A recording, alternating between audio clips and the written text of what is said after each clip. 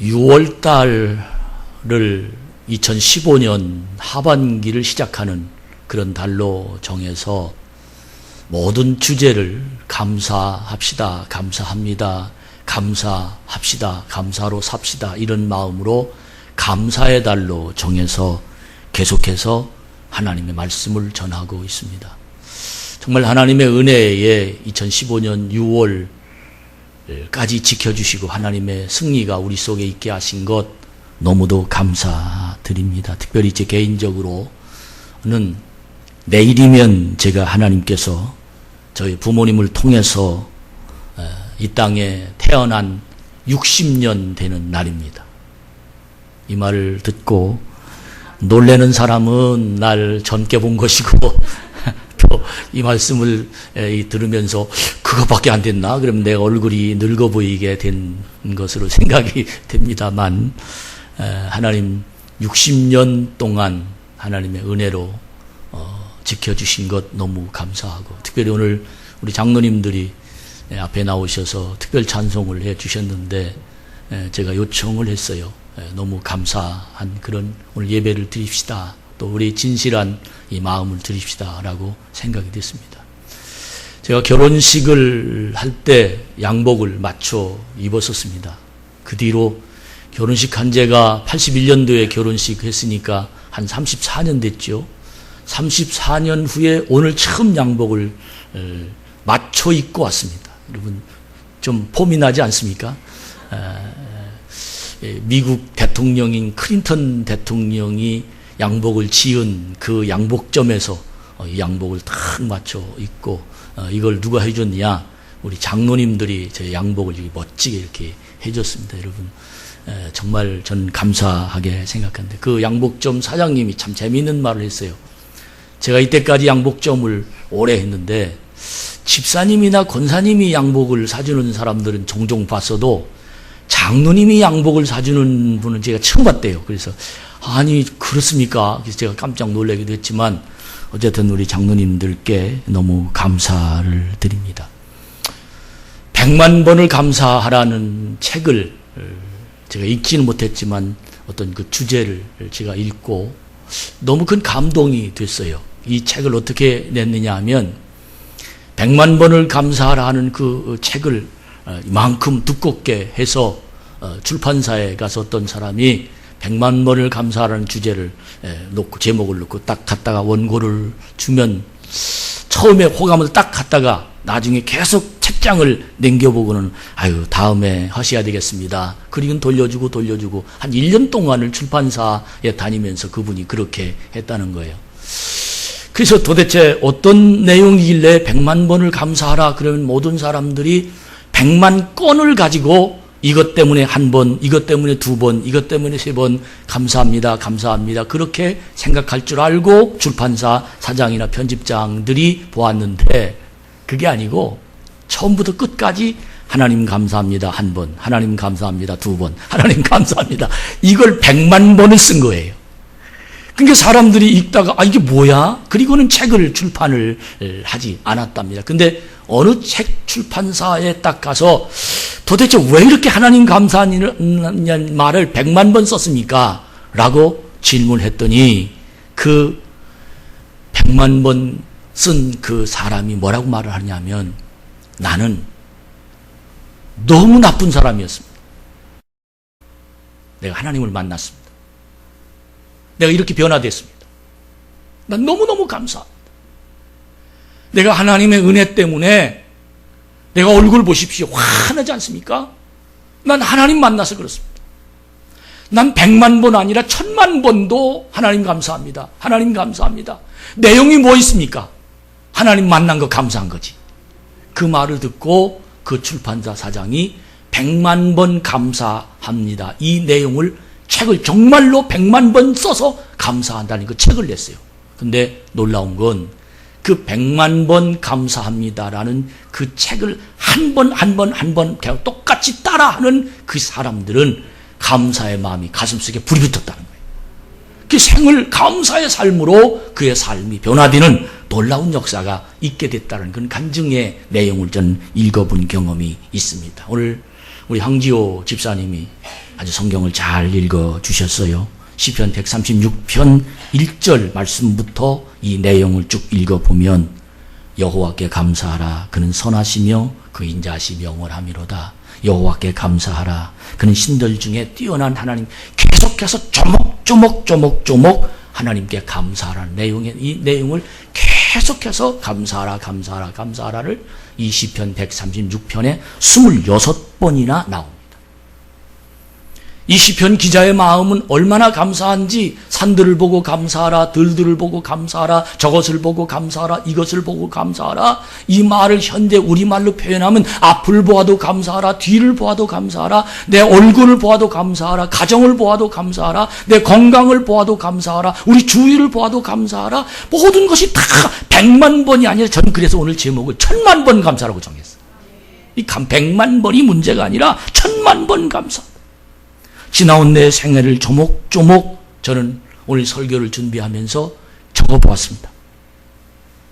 정말 글로는 헤아리기 어려울 정도로 제가 어렸을 때부터 지금까지 계속해서 제 지나온 인생을 점검해 보면서 제 마음속에 있는 많은 이야기들을 적으려고 생각했더니 뭐 이런 말로 표현 다 감사. 한마디로 표현하면 이런 마음이었습니다. 하나님의 은혜가 아니면, 한마디로 하나님의 은혜가 아니면, 최고의 은혜는 많은 유혹도, 많은 시험도, 제 나름대로는 큰 산도, 작은 산도, 강도 건널 수 없었던 엄청난 일들이, 정말 많은 일들이 내 앞에서 하나님의 은혜로 지나가게 하시고 넘어가게 하시고 건너가게 하시고 내 자신이 하나님의 마음을 품게 하셨던 그 모든 은혜도 감사한데, 제가 적다가 펜을 놓은 그 이유 중에 가장 큰 이유가 있는데, 그 이유는 무엇이냐면 내가 오늘 60년 되는 오늘 이 강단에 하나님의 종으로, 목사로 건강하게 하나님의 영을 가지고 이 자리에 서게 하셨다는 이 자체가 얼마나 감사합니다. 많은 일들 중요합니다. 그것도 중요하고 이것도 중요하고 지나온 모든 세월들 주님 없이는 할 수 없었던 많은 일들이 있지만, 그것보다 더 감사한 것은 내가 오늘 말씀을 들고 이 강단에 서서 하나님의 복음을 증거할 수 있다는 이 자체가 나는 너무너무 하나님의 은혜가 아니면 난 할 수 없다라고 고백하면서, 여러분 오늘 이 시간 여러분과 제가 큰 은혜 받는, 그리고 하나님 말씀을 듣는 시간이 되어지기를 주의 이름으로 축복합니다. 건강의 이유는 물론입니다. 물질적인 이유는 물론입니다. 유혹과 시험에서 이길 수 있는 이유는 물론입니다. 가정의 어려움에 있었던 이유는 물론입니다. 그러나 모두가 다 하나님이 건너게 하셨습니다. 하나님의 손에 붙잡혀 있는 사람이 되어서 오늘 이 강단에 서 있다는 이 자체는 얼마나 하나님의 큰 은혜인지 알 수 없습니다.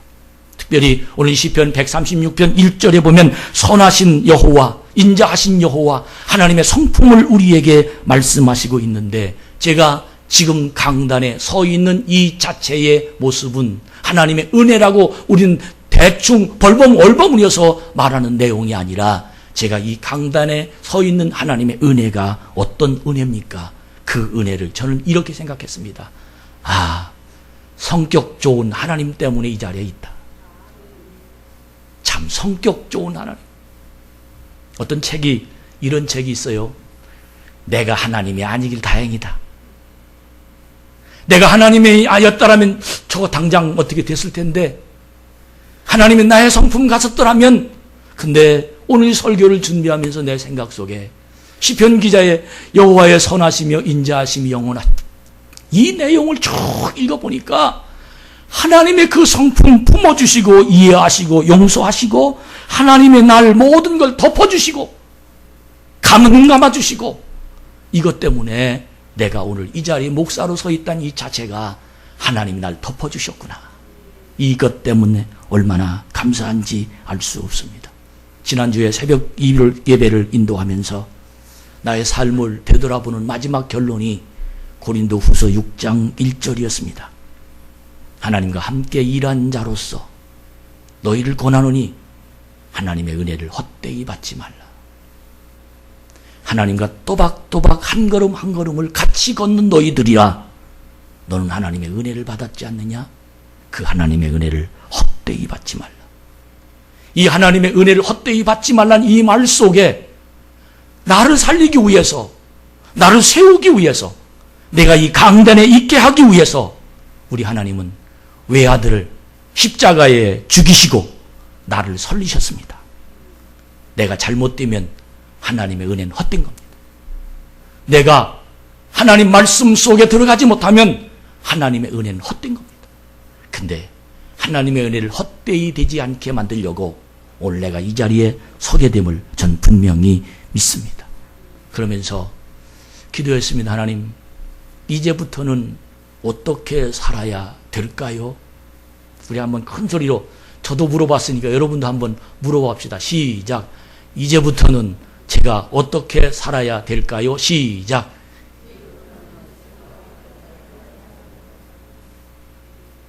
하나님, 이제부터 제가 어떻게 살아야 될까요? 그 말씀을 오늘 빌립보 4장에서 들었습니다. 바울이 빌립보 교회 성도들에게 교육하고 훈계하고 자기 마음을 전달해서 써내려간 편지를 읽으면서 제 마음이 앞으로 나 이렇게 살아야 되겠구나.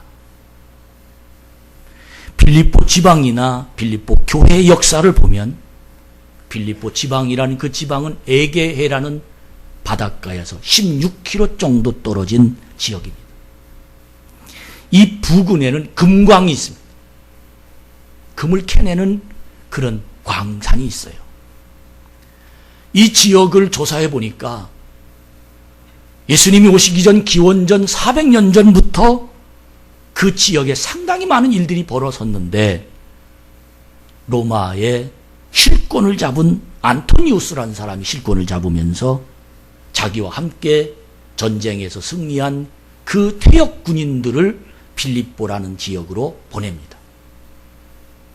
더 놀라운 건 그 빌립보 지역에 자기 장성들을 보내면서 빌립보라는 지역은 로마가 아닙니다. 그런데 빌립보 사람들에게 로마의 시민권을 주고 로마의 권리를 주장하도록 만들어줍니다. 그러므로 자연히 로마의 권리뿐만 아니라 그들이 가지고 누릴 수 있는 일들이 너무너무 많은 일들을 빌립보는 가지게 된 겁니다. 그러다가 예수님 탄생 후 50년경에 바울이 제2차 전도 여행에 가면서 부자죠. 루디아라는 자주장사를 하던 그 사람을 먼저 전도하고 난 다음에 간수의 집안을 전도합니다. 그리고는 그 교회의 형편을 제가 잘 알 수는 없지만 추측컨대 그 빌립보 지역은 금광일 뿐만 아니라 로마의 시민권을 가진 그들로 일로 말미암아 그들은 상당수가 유력 인사들이 있었을 것이다. 빌립보 교회는 가난한 교회는 아니었습니다. 빌립보 교회는 열악한 교회는, 빌립보 교회는 병들고 추악하고 이런 교회는 아니었습니다. 빌립보 교회는 굵직굵직한 자기 뜻을 펼치는, 그리고 고집이 센, 그리고 무언가 할 수 있을 만한 권리를 가지고 있는 그런 지역일 뿐만 아니라 그런 사람들이 모여 있을 것이다 라는 제 추측입니다만, 저는 이 내용을 왜 그렇게 생각했느냐 하면 이 빌립보서를 읽으면서 빌립보 교회 성도들에게 바울이 빌립보 4장 1절에 보니까 뭐라고 자기 마음을 설명하고 있느냐 하면, 나의 사랑하고 사모하는 형제들, 너희들 나의 기쁨이고 나의 면류관이고 너는 정말 내가 사랑하는 사람이다. 그러면서 너희들이 주 안에서 서라. 주님 안으로 오라. 왜 주님 안으로 오라는 이 말을 그렇게 강조할 수밖에 없었을까? 지금 빌립보 교회 성도들이 각기 개성이 다 있었습니다. 뭉쳐지질 않았습니다.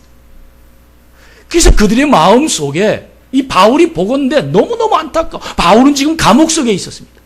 그들이 가지고 있는 여러 가지 생각을 가지면서 바울이 빌립보 교회 성도들에게 주님 안에 서라. 난 너희들 너무너무 사랑해. 내가 너희들을 쳐다볼 때 내 면류관이 너야. 난 너무너무 너희들 사랑해. 너 주님 안으로 들어와. 왜 주님 안으로 들어오라는 강조를 2절 말씀에 보니까 뭐라고 했느냐 하면, 유오디아라는 순두개라는 그런 사람이 자꾸 다퉜어요. 그래서 그 교회가 반쪽으로 갈라지기 시작했어요. 너무너무 마음이 아픈 거예요. 내가 너희들이 면류관처럼 생각하는데 너희들이 왜 자꾸 다투냐? 주님 안으로 들어와. 주님 안으로 들어와. 그러면서 심지어 유오디아와 순두계라는 사람에게 자기의 솔직한 신앙적인 고백을 하는데, 너희들 싸워봤자 소용없어. 그 이유는 요한계시록 2장 5절에 보니까 뭐라고 기록되어 있느냐 하면, 시험을 이기는 자는 생명책에 저희 이름이 기록되어 있느니라 라고 섭니다. 이 말은 너희들 싸워봤자 하나님 나라 가면 같이 살아. 할렐루야. 지금 교회 안에서 너 뭐 지지고 볶고 네가 좋으니 내가 좋으니 내 말이 맞느니 내 말이 맞느니 그런 말 해봐야 아무 소용없어. 하나님 나라 가면 너희는 같이 살 사람들이야. 생명록에 기록된 사람들이야. 지금 여기서 저는 이 말을 듣고 어떤 생각이 들었느냐면, 어떤 집사님이 아주 예수를 열심히 천국이 확실한 사람이에요. 그래서 남편 만날 때마다 남편에게 복음을 증거하는데, 여보 천국 가야 돼. 여보 우리는 하나님 사랑을 받고 정말 이렇게 전도를 했는데, 나중에 남편이 계속 교회를 안 나와요.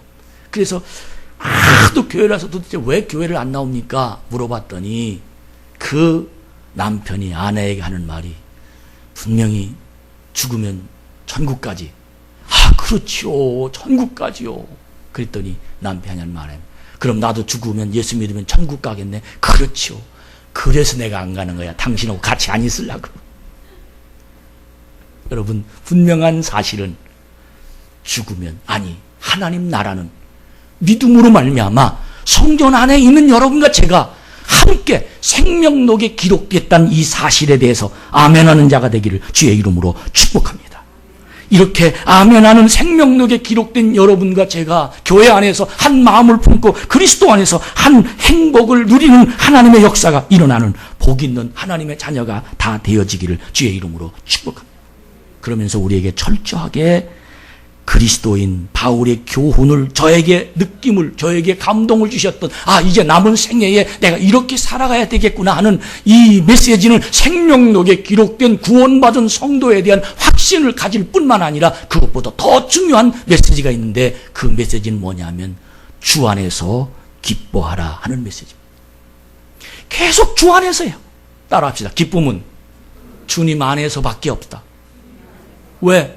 내가 좋은 옷 입어봐야 이거 1년 동안 기뻐할 줄 알아요? 그렇지 않습니다. 내가 맛있는 거 몇 달 동안, 몇 년 동안 계속 할 수 없습니다.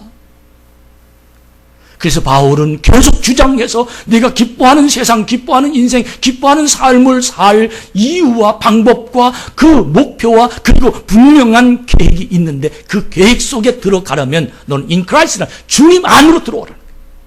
할렐루야. 주님 안으로 들어와야 넌 기뻐. 돈 많이 벌어야 기뻐할 것 같지? 돈 많이 버는 사람들 보고 물어보세요. 기쁜 거 며칠밖에 없어요. 로또 복권 당첨된 사람이 90% 이상이 다 불행하게 산답니다. 왜 그렇게 될 수밖에 없을까요?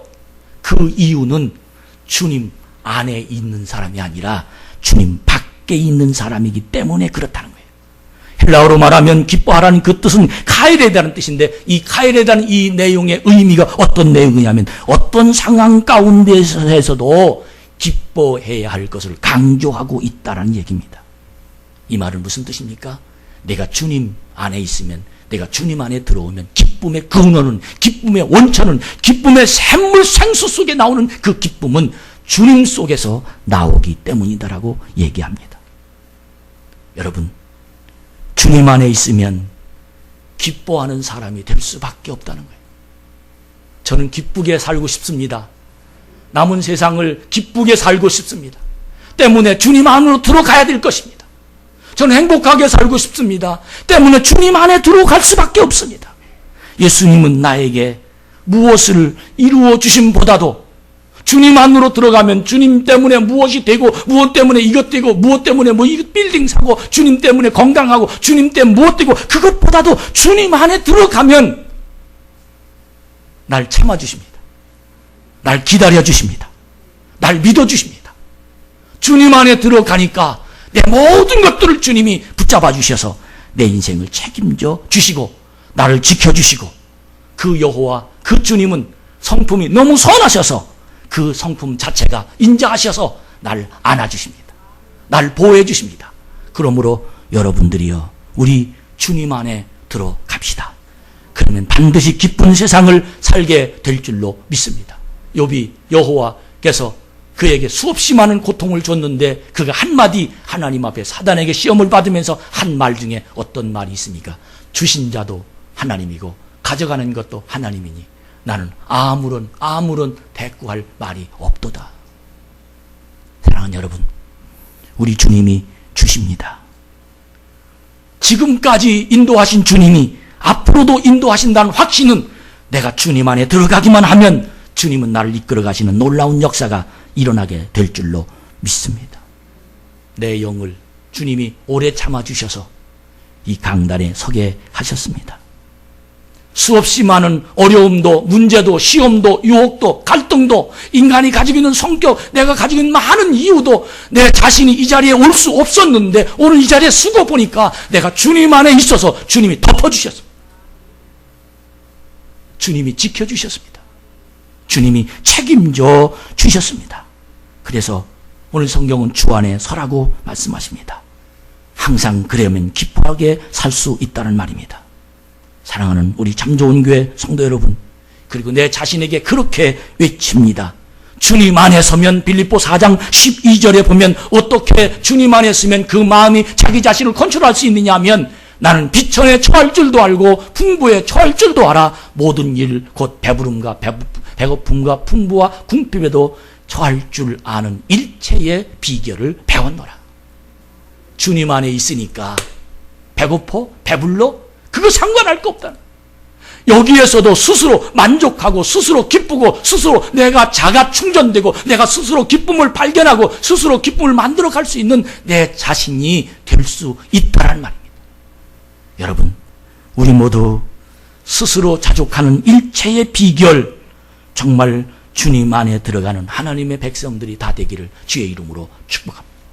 주님 밖에서 기쁨을 얻는 건 일회용이란 말을 영국의 콩클턴이라는 유명한 경이 사셨는데 하루는 가만히 방 안에 집안의 거실에서 책을 읽다 보니까 부엌에서 하녀들끼리 얘기를 하는데 이 하녀들이 불평을 얼마나 하는지 그 소리가 귀에 들려요. 그 불평하는 소리가 지 귀에 꽉 가슴속에 꽂혔는데 그 꽂힌 얘기 무슨 얘기냐면 내가 5파운드만 있다면 내가 너무 행복하게 세상을 살 텐데 하는 얘기가 들렸답니다. 5파운드만 있으면 그래 진짜 저 사람이 5파운드만 있으면 행복해진다면 내가 5파운드 주지. 그리고는 불렀습니다. 여보게 자네 정말 5파운드만 있으면 행복할 수 있겠나? 그러면요 저 5파운드만 지금 당장 5파운드만 있으면 난 정말 행복할 것 같습니다. 그래? 그리고는 그분에게 5파운드를 딱 줬어요. 너무너무 기뻐했습니다. 그리고는 부엌에 다시 들어갔어요. 다음 날 아침에 일어나서 5파운드 줬으니 매일 행복하겠지. 어떻게 생각할까? 어떻게 말할까? 그리고는 거실에서 책을 읽는데 글쎄 놀라운 말을 듣고 기절할 뻔했다는 거예요. 왜 그러냐면 그 5파운드 받은 하녀가 하는 말이 내가 바보지 병신이지 왜 내가 5파운드 밖에 얘기를 안 했을까? 10파운드 이쯤에 갔으면 좋다고 행복하게 했을걸. 왜 내가 그거밖에 그래서 그 콩클톤이라는 경이 결론을 내리기를 따라합시다. 사람은 다 그렇구나. 욕심에는 커트라인이 없다는 거예요. 자기 마음속에 행복을 누린다고 생각했지만 그 행복이라는 개념, 행복이라는 그릇, 행복이라는 어떤 것들은 자기가 만들어낸 것이지 그 앞에 한 발짝 가면 그 행복은 한 발짝 도망갈 수밖에 없다는 겁니다. 그래서 바울이 우리에게 가르쳐 주기를 내 인생의 삶에 가이드 해 주시기를 뭐라고 말씀해 주시고 있느냐 하면 주님 안으로 와라. 할렐루야. 10,000,000번의 감사의 가장 중요한 핵심적 메시지는 주님 안으로 들어와라. 그러면 너는 감사하고 기뻐할 수 있을 것이다. 여러분, 제가요 개척할 때를 생각해 봤어요. 돈 100만 원 빌려가지고 월세 4만 원에 시작해서 밥 굶을 때가 한두 번이 아니었어요. 지금은 이거 말로 표현할 수 없는 행복이에요. 누구가 나한테 그런 질문, 그때가 행복합니까? 지금이 행복합니까? 라고 질문하면 아마 이거다 저거다 말하지 못하고 갈등을 가질 거예요. 왜? 비슷비슷하니까.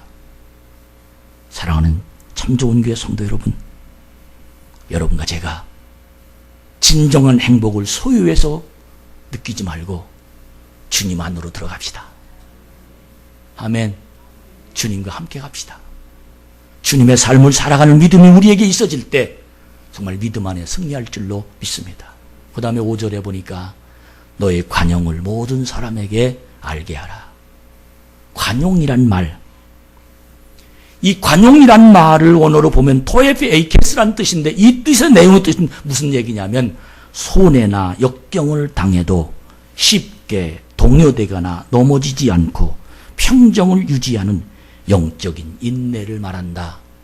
관용이란 말이 바로 그런 뜻이라는 거예요. 손해를 당해도 역경을 당해도 마음이 흔들리거나 화가 나거나 괴로워하거나 미워하거나 죽일 것 같거나 답답하거나 이런 마음이 아니라 언제나 평정을 유지하는 영적인 인내를 가진 마음을 관용이라고 표현합니다. 바울은 이 관용을 어느 특정한 내가 좋아하는 내 아들에게, 내 딸에게, 아니면 내 주위 사람들에게, 나에게 빚을 진 사람들에게만 할 것이 아니라 이 마음을 내가 미워하는 사람도 또 예수를 안 믿는 사람들에게까지라도 나를 핍박하는 사람들에게까지라도 관용하는 마음을 가져야 된다고 가르쳐주고 있습니다. 근데 왜 이 관용하는 마음이 내 속에 생기지 못할까? 왜 마음이 넓지 못할까? 왜 단답해일까? 나한테 좋은 말하면 좋게 되고 나쁜 말하면 나게 되고 완전히 우리는 완전히 나와 너와 네가 나한테 잘하면 내가 잘해주고 못해주면 못해주고 우리 인간관계는 바로 그런 관계입니다. 근데 왜 내가 그렇게 밖에 살 수 없을까를 제가 여러 가지 생각을 해봤어요. 나를 비우기 위해서 그렇습니다. 근데 놀라운 건 내가 어느 정도까지는 내가 관용을 베풀 수 있더라고요. 어느 정도까지는. 근데 그 어느 정도가 어디까지냐? 내가 상대방보다 커 보일 때는 참아줄 수 있습니다. 내가 상대방보다 커 보일 때는 참아줄 수 있습니다. 그러나 나의 자존심을 건드리면 나보다 큰 사람을 보면 자꾸 비교가 됩니다. 자존심이 생깁니다. 얼마나 과민방이 일어나는지. 관용하는 마음이 없어집니다. 싹 사라집니다. 이래서 내가 괴롭게 살 수밖에 없었어요. 비교한다는 비교의식. 여러분 아시죠? 한국 사람들이 가난해서 괴로운 것이 아니라 다른 사람은 잘 사는데 나는 못 살아서 비교의식 때문에 괴로운 거예요. 내가 왜 초라한 마음을 가질까? 없어서 그럴까? 그게 아니라 저 사람보다 내가 적게 가져서 그렇다. 내 마음이 이제 남은 여생을 여러분과 제가 이제 주님과 함께 만나서 10,000번 감사하며 살아가야 될 텐데 우리 한번 따라합시다. 마음이 넓어야 산다. 시작. 요즘에 정신의학 중에 제일 무서운 병이 우울증입니다. 우울증은 정신분열까지 갑니다. 정신분열까지 가면 그는 자기 생각이 아니라 그 생각을 집어넣은 어느 생각으로 자기가 움직이며 삽니다. 우울증은 왜 생깁니까? 비교의식 때문에 열등감에 사로잡혔을 때 그때부터 우울증에 자기가 괴로워집니다. 여러분, 저는 지난주 이소전자 설교 속에 마음에 확 꽂힌 내용이 있는데 그 꽂힌 내용이 뭐냐면 공동체란 회사가 잘 돼야 내가 잘 된다는 개념을 가지고 있을 때 공동체가 된다. 나라가 잘 돼야 내가 잘 된다는 개념을 가질 때 공동체가 된다.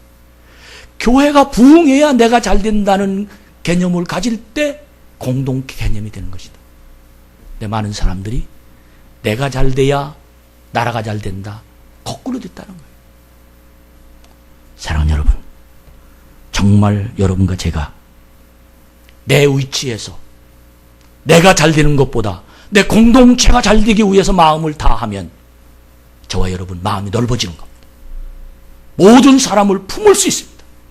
이런 하나님의 은총이 여러분 속에 있어서 정말로 승리하는 하나님의 자녀가 되기를 주의 이름으로 축복합니다.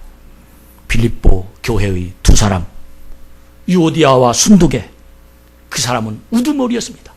각각 좌장우장입니다. 그를 따르는 사람, 이를 따르는 사람이 있었습니다. 그 교회가 분열될 수밖에 없었습니다. 사랑하는 여러분, 그들을 주님 안으로 들어오게 하려고 바울은 이 편지를 쓴 것입니다. 이 편지를 쓰면서 바울의 마음속에 주님 안으로 들어와라. 그러면 하나가 될 것이고, 하나가 되면 하나님 나라의 생명책에 기록된 너희들은 여기서 헤어지는 것이 아니라 거기까지 같이 갈 수 있는 하나님의 사람임을 우리에게 가르쳐 주시고 있습니다. 저에게 주시는 말씀으로 저는 받습니다. 노년에 행복하려거든 관용해라, 받아들여라, 이해해라, 너로 인하여 복을 받게 해라, 예수의 마음을 품으라, 넓은 마음을 소유해라.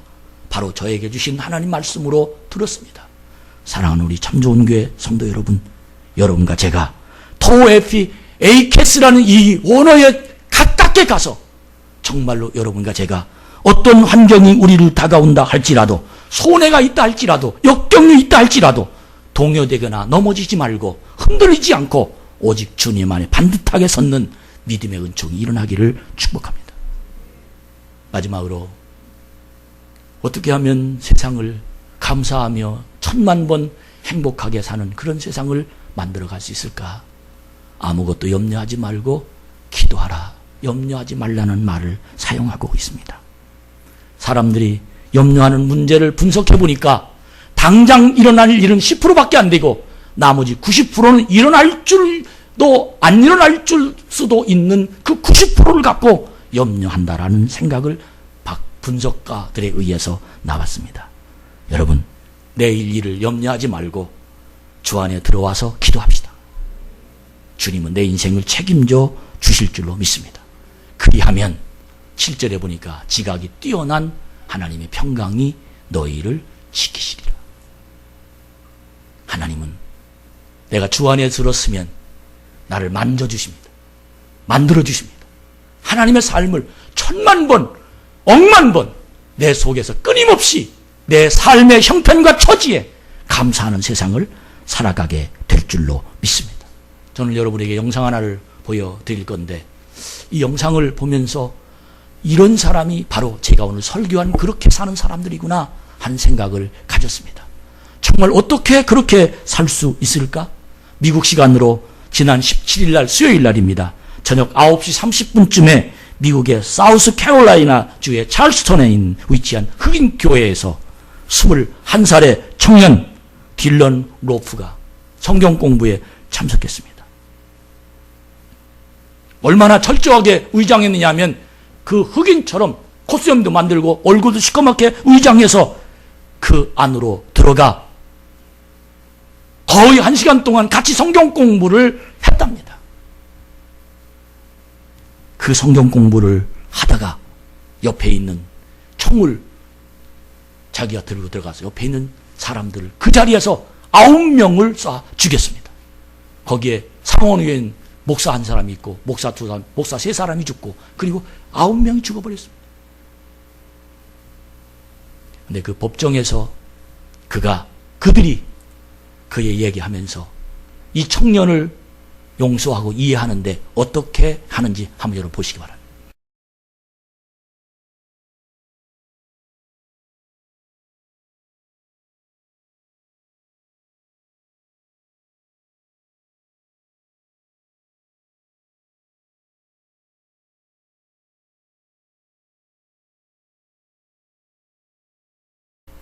대단합니다. 이것이 신앙이고 이것이 교회고, 이런 마음이 내 속에 있을 때 천만 번 감사하며 세상을 살아갈 수 있게 됩니다. 여러분, 내 가족이 총에 맞아 죽었는데 용서한다, 예수 믿어라, 고백하라, 회개하라, 난 당신을 사랑한다, 이 말을 어떻게 할 수 있습니까? 현실적으로 지금부터 3일 전에 일어난 이야기에 그와 대화하는 이야기가 지금 전국 각처에서 교회마다 사람들마다 지금 이 말이 움직이고 있습니다. 저는 이런 내용이 움직일 때마다 세계 교회가 살아 움직일 줄로 믿습니다. 어떤 의식적이나 형식적이나 말이나 이런 것이 아니라 정말 그리스도 안에서 우리 모두 다 유오디아와 순도계처럼 각기 가지고 있는 품은 그 말이 아닌 하나님 안으로 들어옵시다. 기쁘게 살 수 있을 것입니다. 마음이 넓어질 것입니다. 염려하지 않고 기도하며 하나님께 맡기는 인생을 살아가게 될 줄로 믿습니다. 난 예수가 좋다오. 우리 찬양하면서 하나님께 나오는 여러분과 제가 되기를